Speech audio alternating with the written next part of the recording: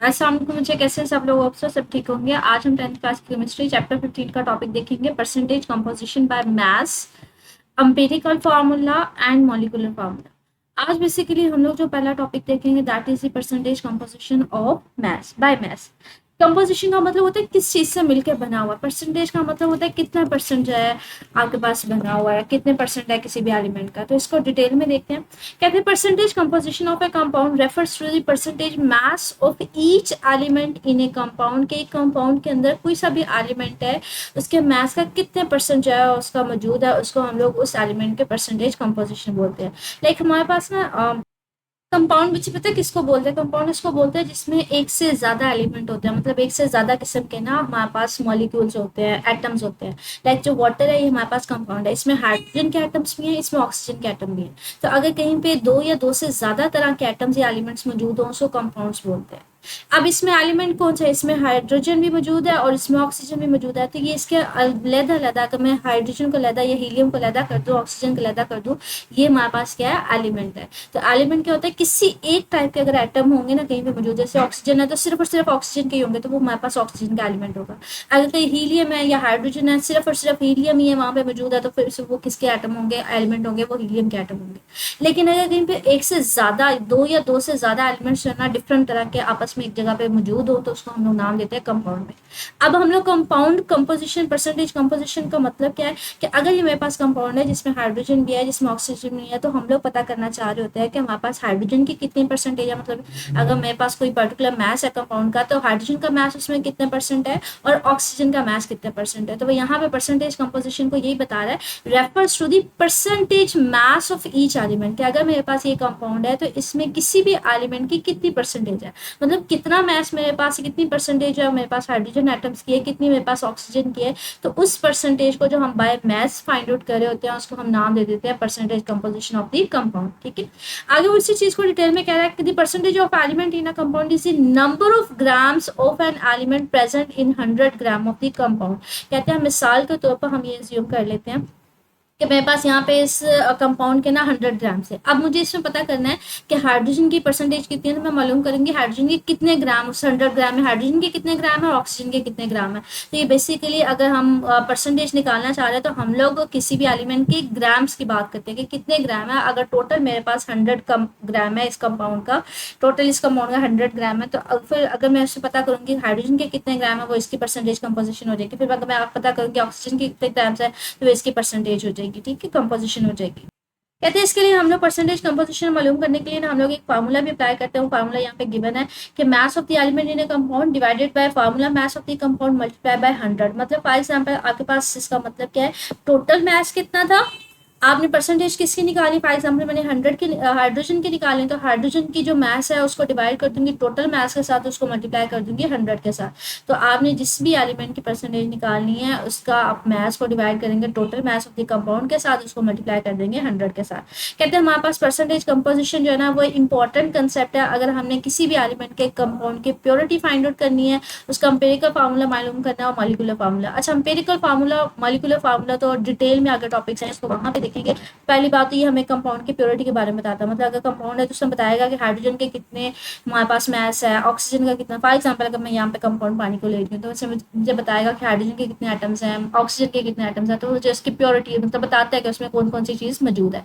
इसके अलावा कहते हैं हमें एम्पिरिकल मॉलिक्यूलर फार्मूला के बारे में बताता है। एम्पिरिकल फार्मूला या मॉलिक्यूलर फार्मूला होते हुए ठीक, अगर कोई भी कंपाउंड है तो उसमें टोटल नंबर ऑफ एटम्स की तादाद आपको बताता है। जैसे ये मॉलिक्यूलर फार्मूला में बताएगा कि अगर मेरे पास कोई कंपाउंड है तो इसमें टोटल नाइट्रोजन कितने, ऑक्सीजन कितने हैं। एम्पिरिकल फार्मूला क्या होता है, जो स्मॉलेस्ट रेशियो होती है हमारे पास। जैसे मैं यहाँ पे बात करूँ कि मेरे पास जितने भी यहाँ पे नाइट्रोजन है ऑक्सीजन उसके क्या होंगे, डबल होंगे। यहाँ पे मैं इसको NO2 भी लिख सकती हूँ कि जितने भी नाइट्रोजन है उसके हमारे पास क्या होंगे, ऑक्सीजन डबल क्या डबल होगा, मतलब नाइट्रोजन का। तो इसको डिफाइन किया जाता है smallest whole number ratio of an element. उसका एम्पिरिकल फार्मूला होता है कि स्मॉलेस्ट कितने हमारे पास हो सकते हैं रेशियो।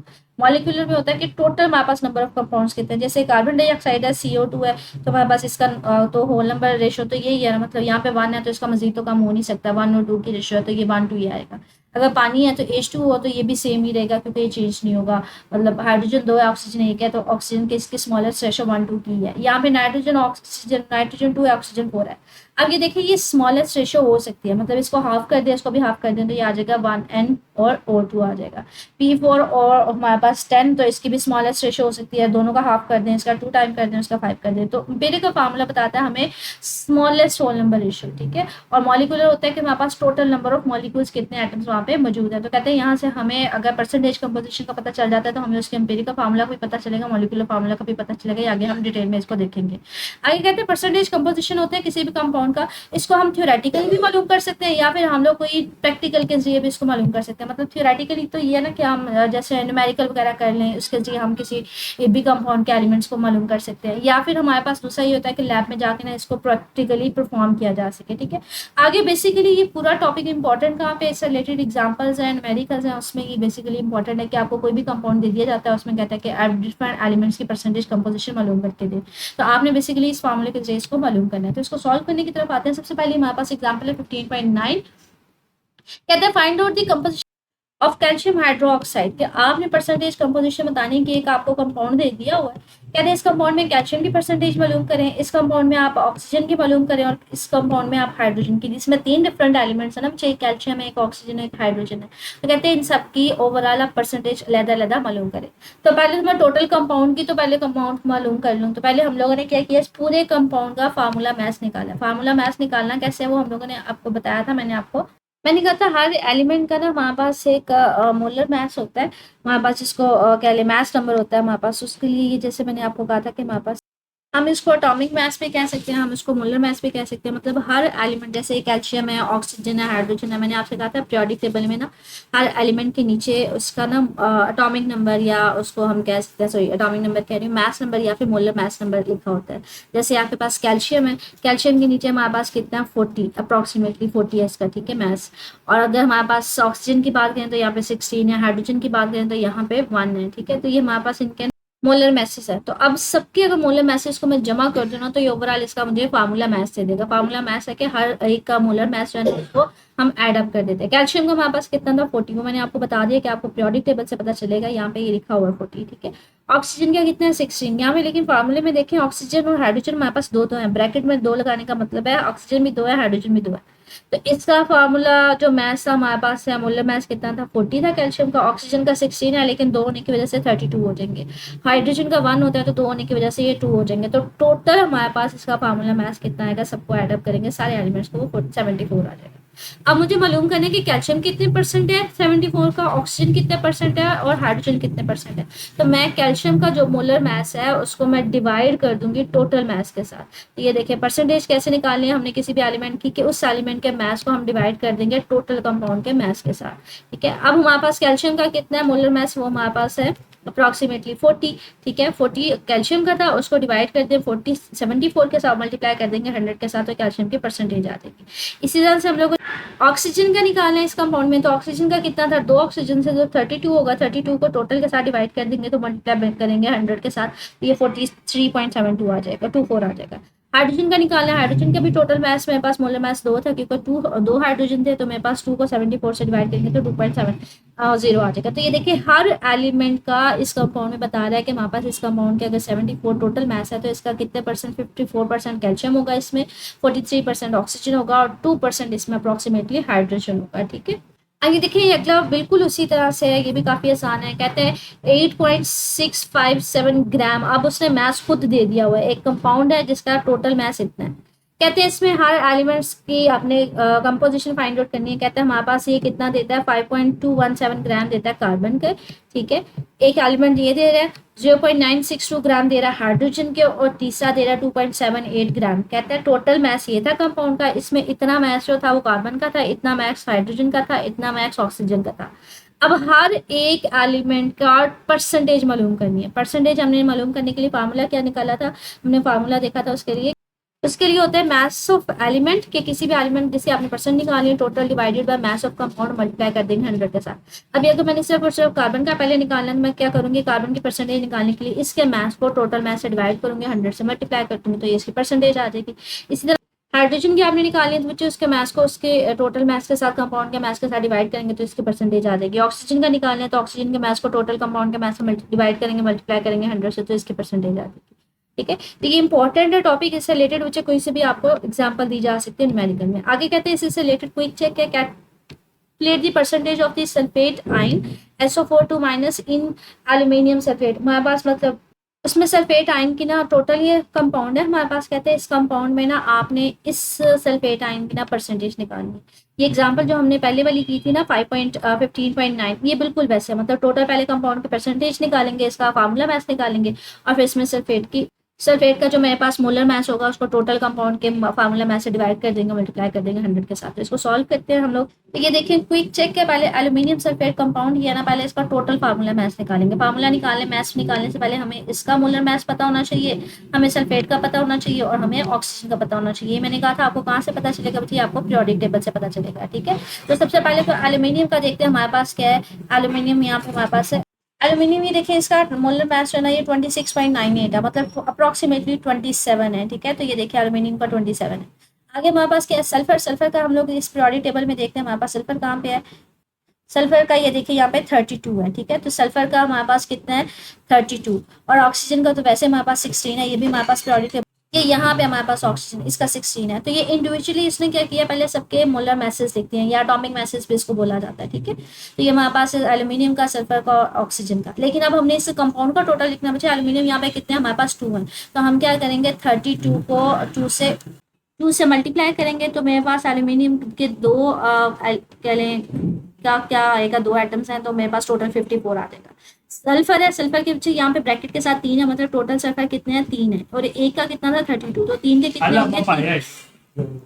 तो आप इस तरह से भी कर सकते हैं, मतलब एल्यूमिनियम के 2 एटम से तो हमने 27 को 2 से मल्टीप्लाई कर दिया। अब सल्फर के टोटल ब्रैकेट के साथ 3 है, तो सल्फर के 3 होने का मतलब है हम लोग सल्फर के एक का कितना 32 को किससे मल्टीप्लाई करेंगे 3 के साथ। ठीक है, 32 को 3 के साथ मल्टीप्लाई करेंगे तो ये सल्फर का आ जाएगा। और हमारे पास ऑक्सीजन कितने हैं 4 ये और 3 ये, तो टोटल कितने हो गए हमारे पास 12 हो गए। तो 16 को किसके साथ मल्टीप्लाई करेंगे 12 के साथ। ठीक है, तो यहाँ से इसको ऐसे भी कैलकुलेट किया जा सकता है। इसके अलावा कहते हैं हमारे पास ना अच्छा 32 को 3 से मल्टीप्लाई करेंगे ना, तो ये मेरे पास अप्रॉक्सीमेटली 98 आ जाएगा। ठीक है, और इसी तरह से हमारे पास 96 सॉरी। ठीक है, और इसी तरह से आप ऑक्सीजन के 16 को 12 से मल्टीप्लाई करेंगे तो ये आ जाएगा 192।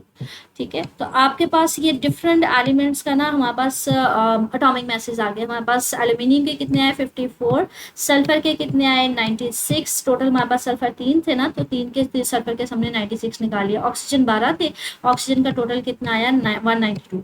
अब ये 3 डिफरेंट एलिमेंट्स है, सबके एटॉमिक मैसेज को ऐड करेंगे ना 54 में 96 192, तो ये मेरे पास अप्रॉक्सीमेटली 342 ग्राम आ जाएगा पर मोल। ठीक है, ये मेरे पास मोलर मास आ जाएगा टोटल इस कंपाउंड का। अच्छा, इसको आपकी की बुक में सॉल्व कैसे किया हुआ है, उसने क्या किया हुआ है एल्यूमिनियम का अलग से निकाला है, और ये SO4 टोटल हमारे पास 4 सल्फर और सॉरी 1 सल्फर और 4 हमारे पास ऑक्सीजन के पहले सम अप करके उसको बाद में 3 के साथ मल्टीप्लाई कर दिया, मतलब ये 96 पहले इसका निकाल दिए, जिसमें हमारे पास 1 सल्फर का था 32 और 4 हमारे पास ऑक्सीजन थे, मतलब 16 को 4 के साथ मल्टीप्लाई किया था।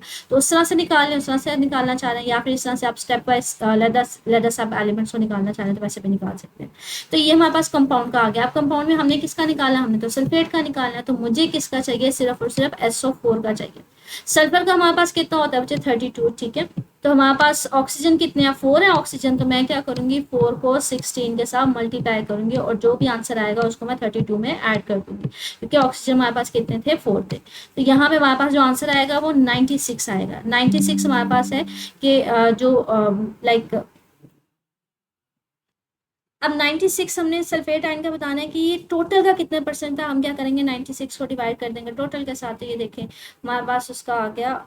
अच्छा, ये एक सल्फेट आयन का जो हमारे पास मोलर मास है वो 96 है। अब लेकिन इस कंपाउंड में हमारे पास कितने 3 सल्फेट आयन है। ठीक है, तो हम 3 के लिए लेंगे 96, तो इसलिए 3 से मल्टीप्लाई किया तो 288 आया। टोटल हमारे पास सल्फेट आयन जो है ना वो 288 उसका हमारे पास मोलर मास होगा। उसको टोटल कंपाउंड के साथ डिवाइड कर देंगे 342 के साथ और मल्टीप्लाई कर देंगे 100 के साथ, तो इसकी परसेंटेज आ जाएगी अप्रॉक्सीमेटली 84.21। ठीक है, अब हम इस टॉपिक से रिलेटेड एक्सरसाइज में देखते हैं न्यूमेरिकल कौन सा है।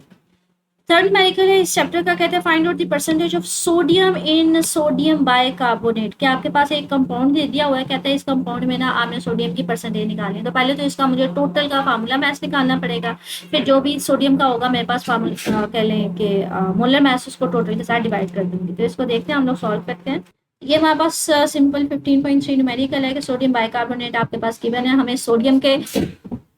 सोडियम का मोलर मास होगा और हमारे पास हाइड्रोजन है उसका मोलर मास, कार्बन का मोलर मास और ऑक्सीजन का मोलर मास, सबके मोलर मासेस को हम अप करेंगे और टोटल हमारे पास इसका कंपाउंड का मोलर मास आ जाएगा। मोलर मास मैंने आपसे कहा था आपको पीरियोडिक टेबल से यहाँ पे मिलेगा, जैसे हाइड्रोजन का 1 है, सोडियम का यहाँ पे 23 है और हमारे पास कार्बन का 12 है, ऑक्सीजन का 16 है। तो यहाँ पे देखें सबके मोलर मासेस को यहाँ पे एडअप किया हुआ है। सोडियम का 23 है, हाइड्रोजन का 1 है, कार्बन का 12 है, ऑक्सीजन का बच्चे 16 होता है, लेकिन यहाँ पे ऑक्सीजन एक नहीं है 3 है, तो इसलिए 3 को हम 16 को 3 से मल्टीप्लाई करेंगे तो 48 आ जाएगा। इन सब जब मोलर मैसेज को हम ऐड करेंगे टोटल 84 है। हमने परसेंटेज किसकी निकालनी है, सिर्फ और सिर्फ सोडियम की। सोडियम का हमारे पास कितना होता है 23 को 84 के साथ डिवाइड कर देंगे तो मेरे पास 100 आ जाएगा। मल्टीप्लाई करेंगे 100 के साथ तो 27.38% इसकी आ जाएगी। ठीक है, ये न्यूमेरिकल था इस टॉपिक से रिलेटेड। तो ये टॉपिक इंपॉर्टेंट है, बेसिकली इससे रिलेटेड कोई एग्जाम्पल या एक्सरसाइज का न्यूमेरिकल आपसे क्वेश्चन में पूछा जा सकता है, या फिर ये आपके पास टॉपिक आ सकता है कि आप परसेंटेज कंपोजिशन कैसे फाइंड आउट कर सकते हैं। ठीक है, तो आपने बेसिकली भी किसी भी एलिमेंट के जो है ना ग्राम्स फाइंड आउट करने होते हैं। टोटल कंपाउंड जो है ना हमारे पास अगर उसके 100 ग्राम्स है तो आपने मालूम करना होता है 100 ग्राम्स में किसी भी एलिमेंट के कितने ग्राम्स है, उसकी परसेंटेज निकालनी होती है। वो हमने एग्जाम्पल से देखा, हमने न्यूमेरिकल से देखा। मजीद कुछ पूछना मुझे कमेंट सेक्शन पूछ लीजिएगा। ओके, अल्लाह हाफिज़।